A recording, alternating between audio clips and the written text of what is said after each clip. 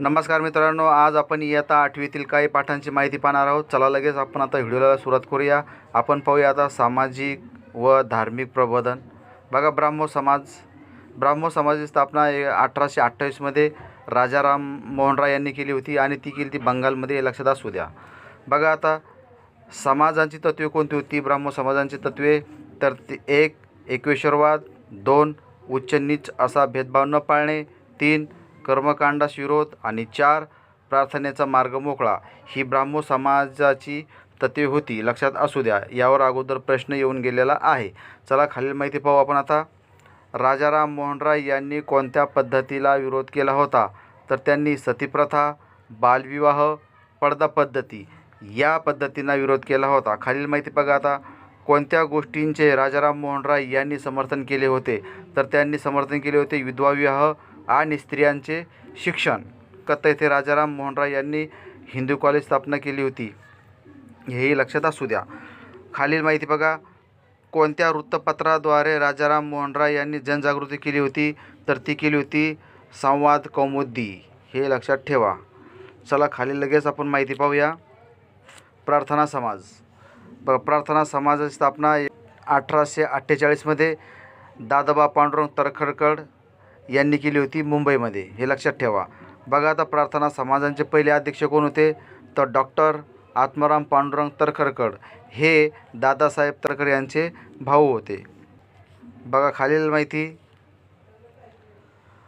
प्रार्थना समाजांचे सदस्य वीरा शिंदे म्हणजेच विठ्ठलरामजी शिंदे यांनी सामाजिक संस्था कोणते स्थापन केली होती, डिप्रेस्ड क्लासेस मिशन.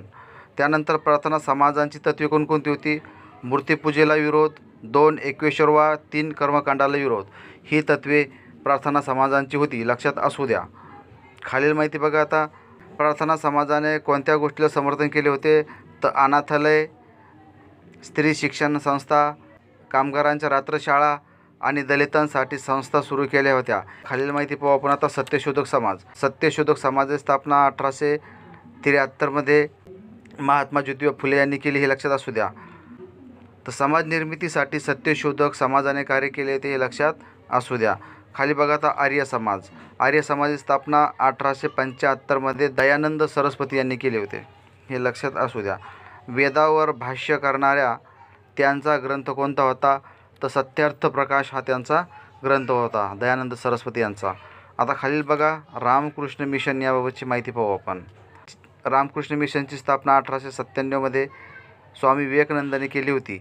आता खालील माहिती बघा. लोकसेवेची कार्य केली होती त्यांनी. दुष्काळग्रस्तांना मदत केली होती.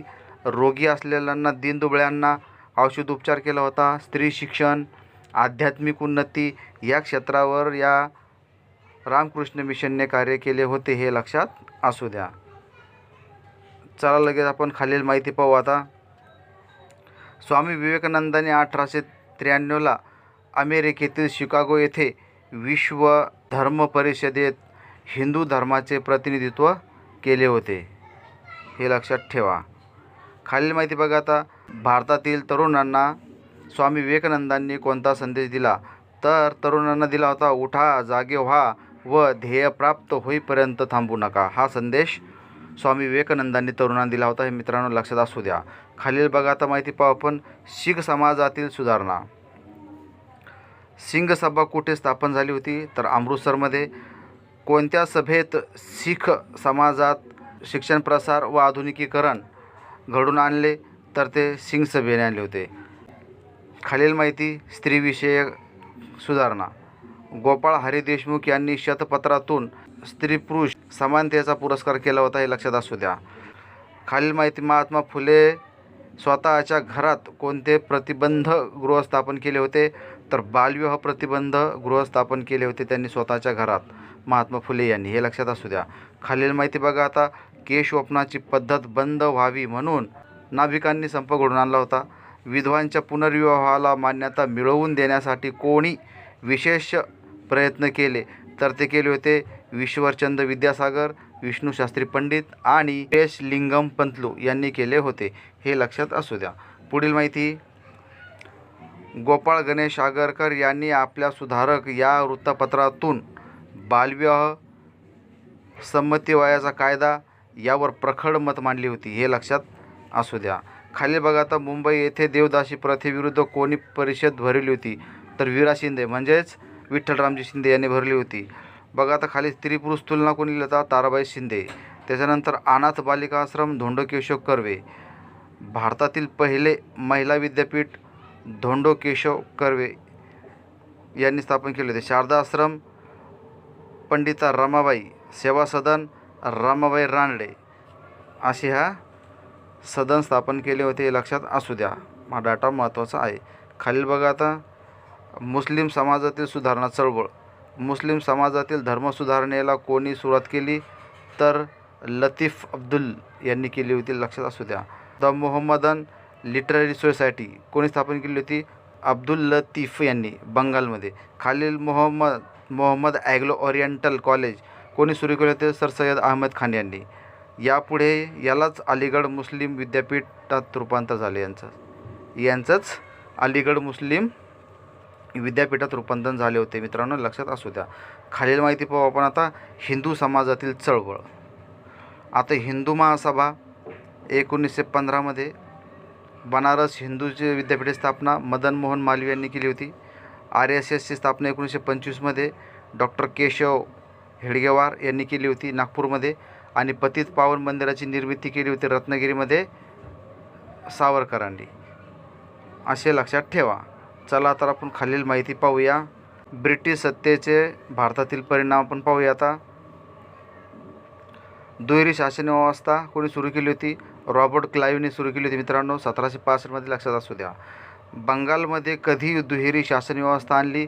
तर 1765मध्ये आणली होती. खालील, महसूल गोळा करणे हे कंपनीचे काम होते. शांतता सुव्यवस्था राखणे हे बंगालच्या नवाबाचे काम होते, हेही लक्षात असू द्या. खालील माहिती पहा आता. कंपनीवर नियंत्रण ठेवण्यासाठी कोणता कायदा केला? तर 1773चा रेग्युलेटर ॲक्ट केला होता मित्रांनो, लक्षात ठेवा. खालील, ह्या कायद्याने म्हणजे 1773च्या कायद्याने कोणता गव्हर्नर जनरल बनला? तर तो बनला होता वॉरन हेस्टिंग्स हा गव्हर्नर जनरल बनला होता. आता हे लक्षात ठेवा. कोणत्या इलाख्यावर नियंत्रण ठेवण्यास अधिकार मिळाला होता? तर त्याला मुंबई आणि मद्रास. खालील माहिती बघा आता. 1784चा पीठचा कायदा. कंपनीच्या भारतातील राज्यकारभारावर नियंत्रण ठेवण्यासाठी नियंत्रक मंडळ स्थापन केले होते मित्रांनो, हे लक्षात ठेवा. कशासाठी केलं होतं? नियंत्रक मंडळ कशासाठी स्थापन केलं होतं? तर कंपनीच्या कारभारावर नियंत्रण ठेवण्यासाठी. खालील, नोकरशाहीची निर्मिती कोणी केली होती? तर कॉर्नवॉलिसने केली होती. खालील, जिल्हा अधिकारी हा जिल्हा शासनाचा प्रमुख असे. महसूल गोळा करणे, न्याय देणे, शांतता सुव्यवस्था राखणे हे त्याचं काम होतं. त्याच्याकडे असे काम दिले होते. खालील, कोणाच्या नेतृत्वाखाली स्थापन झालेल्या विधी समितीने कायद्याची संहिता तयार केली? तर लॉर्ड मेकॉलेच्या. खालील माहिती पहा. भारतात मोठा दुष्काळ कधी पडला होता? तर 1860 ते 1900 या काळात पडला होता, हे लक्षात असू द्या. खालील, 1853मध्ये कोणी मुंबईत पहिली कापड गिरणी सुरू केली? कावजी नानाभाई दावर यांनी सुरू केली होती. आणि ती कधी सुरू केली होती? 1853मध्ये. 1855मध्ये कुठं पहिली ताग गिरणी सुरू केली होती? तर रिसर या ठिकाणी, बंगालमध्ये. त्याच्यानंतर 1907मध्ये टाटा आयर्न अँड स्टील कोणी सुरू केला होता? तर जमशेदजी टाटा यांनी. पुढील माहिती पहा आता.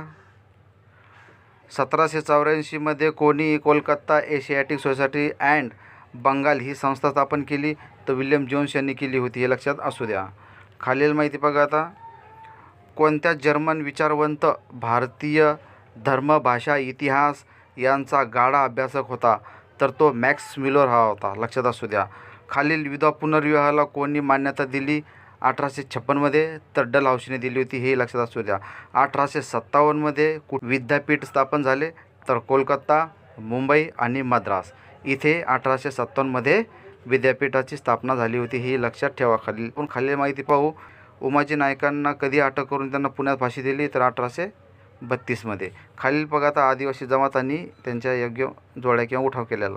तर 1 छोटा नागपूर, कोलम, ओडिसा, गोंड, बिहार, संथाळ, महाराष्ट्र, भिल, कोळी, रामोशी, कोल्हापुरामध्ये गडकरी आणि कोकणात फोंड ह्या लक्षात असू द्या.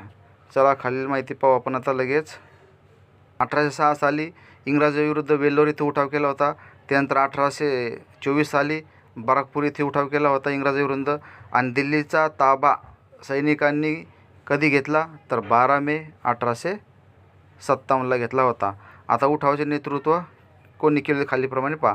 साताऱ्याचे शहाजी प्रतापसिंह आणि कारभारी रंगो बापूजी यांनी केले होते. कोल्हापूरचे नेतृत्व चिमासाहेबने केले होते. नरगुंदचे बाबासाहेब भावे आणि संगमनेरचे भागोजी नाईक यांनी नेतृत्व केले होते, हे लक्षात ठेवा.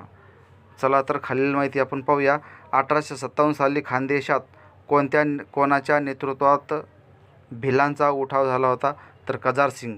1857 साली खानदेशात कोणाच्या नेतृत्वाखाली भिलांनी उठाव केला होता तर कजार सिंग यांच्या नेतृत्वात केला होता.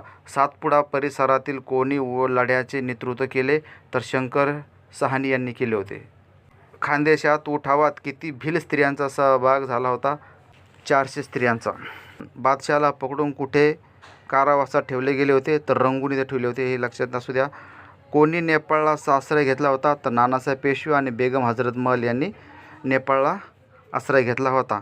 त्याच्यानंतर तात्या टोपे इंग्रजांशी जवळपास 10 महिने लढत राहिले होते. बघा मित्रांनो, अशा प्रकारे आपण इयत्ता 8वीतील काही पाठांची माहिती पाहिलेली आहे. जर तुम्हाला आपला व्हिडिओ आवडला असेल तर आपल्या व्हिडिओला लाईक करा आणि आपल्या चॅनलला सबस्क्राईब करा. धन्यवाद.